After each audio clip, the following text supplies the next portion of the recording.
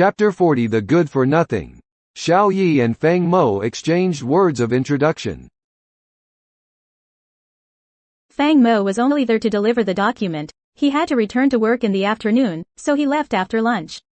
Mother Ye and Father Ye were both elders, and they were not close to Fang Mo, so naturally, the task of sending him away landed on Ye Shuang's shoulders.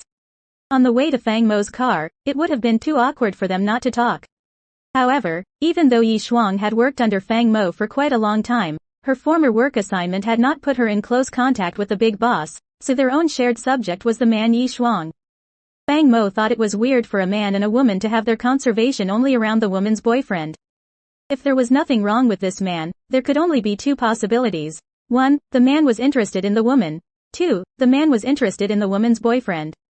Neither of these possibilities was the impression Fang Mo was trying to give. Fang Mo was not a resident, so he had parked his car quite far away. An entire drive in silence was indeed awkward, so after some thought, Fang Mo finally chose a topic that was rather safe. Thank you for inviting me today. I'm impressed with Miss Ye's culinary skills. I heard from Xiao Ye that you plan to become a full-time housewife after marriage and plan to stop working? It's not that, but I'm afraid I simply don't have as much time to work anymore, Ye Shuang replied tactfully. She hadn't figured out the form of occupation that suited her current condition, but she might still cross paths with Fang Mo in the future, so it was better not to pigeonhole herself. Fang Mo smiled and said, with Miss Ye's cooking skills, have you considered opening a small restaurant?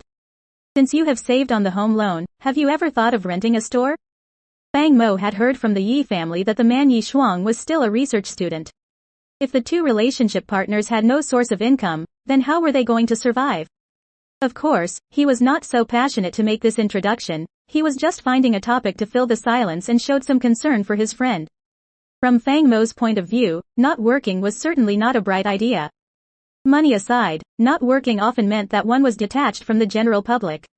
Without an occupation to anchor oneself in society, it could cause social isolation, causing the individual to lose their liveliness, social ability and skills, as well as a lack of concern for the situation of the general public. This is how the good for nothing was cultivated. From the beginning, Fang Mo, as a good citizen, had disapproved of his friend's post-marriage life arrangement. He thought it was such a waste for his brilliant friend to be bound to a life of pedestrian concern and old ball and chain. However, as they were not so close at that time, Fang Mo had kept his opinion to himself.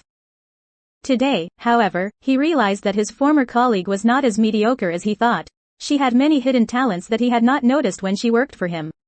Based on various factors, Fang Mo's habit as the upper echelon of the company accidentally surfaced, and he couldn't help but give Ye Shuang some advice. To be fair, Ye Shuang had the same concern. Could she survive without money?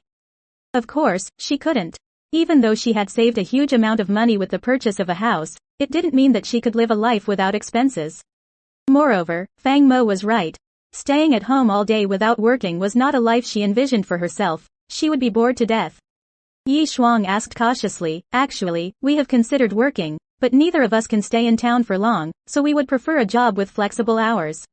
Brother Fang, do you have any suggestions? Fang Mo was curious, but he didn't ask. Instead, he said, you mean something like a Soho? Soho stands for small office, home office. The Soho tribe works from home or a small office.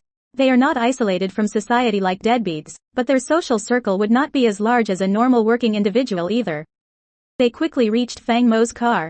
After unlocking it, Fang Mo opened the door but did not rush in. Holding the door open, he suggested, Xiao Ye is not bad. You won't starve if he takes pictures from time to time. You, on the other hand.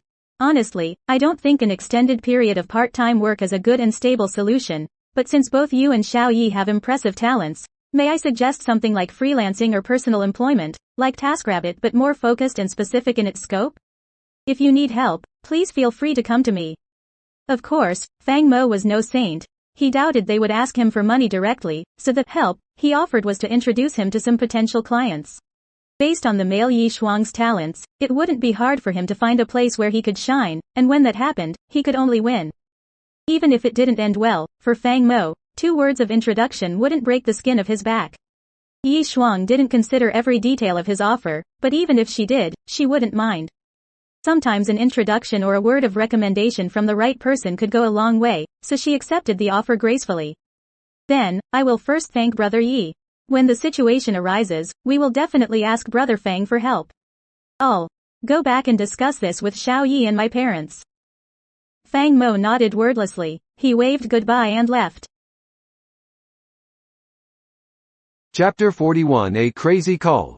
Xiao Fang and Mrs. N. Who's calling? The question of her future occupation not only bothered Ye Shuang but also the whole Ye family. They also worried about her. Before Ye Shuang had stabilized her gender, even though her money-making abilities had been optimized, there were also many problems that came with it.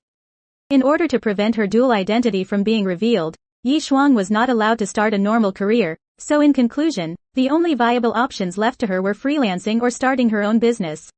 The latter would allow her to earn a larger income but would require constant attention, which would prevent her from completing her mission as a manhunter. The first option had few restrictions and could preserve Ye Shuang's privacy as much as possible, but the income was irregular and required good networking skills. Simply put, it was a career based on luck, and if you were unlucky, even with the best talent, you could still starve. Father Ye's hair had practically turned white overnight from worrying about his daughter's future career. Mother Ye, on the other hand, was preoccupied with something else. As a woman, she was more concerned about the kind of candidate her daughter would choose to fix her sex. Your friend, Xiao Fang, is right, but we shouldn't rush. Yes, freelance or part-time work is a good choice, but what kind of freelance work? Maybe you can ask Xiao Fang for more advice when you get back to your mail form? Father Ye suggested after hearing what Ye Shuang had to say. He sighed with some frustration. It's pretty obvious that Xiao Fang is closer to Xiao Ye, and that means he sees you as his friend's girlfriend. This makes his relationship with you rather awkward. However, since he has already given you some advice, I think you should be able to approach him for more suggestions. Perhaps it was the habits of the elites, even though the issue had nothing to do with them and might not involve them in any way, but as long as they addressed it, there was a compulsion to give their opinion on the subject. It had nothing to do with them being busy people, it was mostly the way their minds worked. Moreover, it was often not frowned upon because the elites knew more about such things and had access to more information and therefore solutions. Mother Ye was still lamenting the loss of a potential son-in-law. Xiao Shuang, are you sure there's no chance between you and this Xiao Fang? Maybe you can sneak in a comment about breaking up with your boyfriend? Mom, don't even think about it, little brother Ye added, true to his role as the thorn in Ye Shuang's side. He took a piece of green apple to munch on before commenting with a sly, mischievous smile, Brother Fang is clearly closer to my brother than my sister. If sis talks to him about breaking up, the likelihood of them ending up together is lower than if he went straight to my brother Ye. The moment he finished, little brother Ye jumped off the dining table and escaped Mother Ye's blade coming towards his head. Instantly, the house was filled with Mother Ye's scolding and little brother Ye's howling laughter. Ye Shuang was speechless. Father Ye was also silent for a while before coughing to continue, ignoring the chaos around him. I also think that your mother's suggestion is a bit over the top. Xiao Fang became your friend when you were in your male form. If you mention a breakup, your ties with him might be cut off forever. I'd better focus on your work problem for now, we can worry about other things later. Ye Shuang nodded with a sigh. In the whole family, only Father Ye had any semblance of reason. Even though Mother Ye was no longer a young girl, her way of thinking often had the naivety of a young girl. Little brother Ye was even worse, there was simply no way to save this lost child. Standing in the middle of the chaos created by Mother Ye and little brother Ye, Ye Shuang suddenly felt very sorry for herself. After the discussion, Ye Shuang went back to her room to sleep.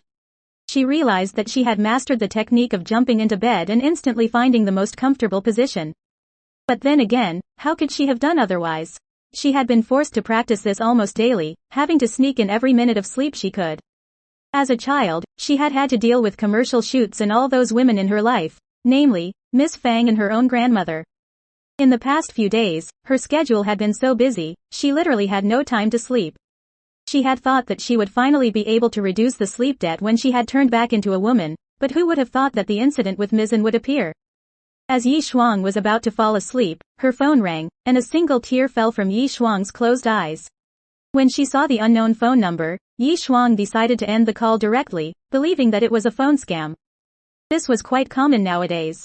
Just as she was about to close her eyes once more, the phone rang again. She picked it up, and after realizing it was the same number, she ended the call again. When this happened a third time, Ye Shuang finally gave in and decided to deal with this insistent scammer. Ye Shuang brought the phone to his ear without even opening his eyes. As the call connected, the girl's laughter and giggling drifted to the other side. From what she could hear, it was quite possible that it was one of her friends who had recently changed her number. Therefore, Ye Shuang answered, "Hello?" She was about to ask for the caller ID when the other end of the line went completely silent.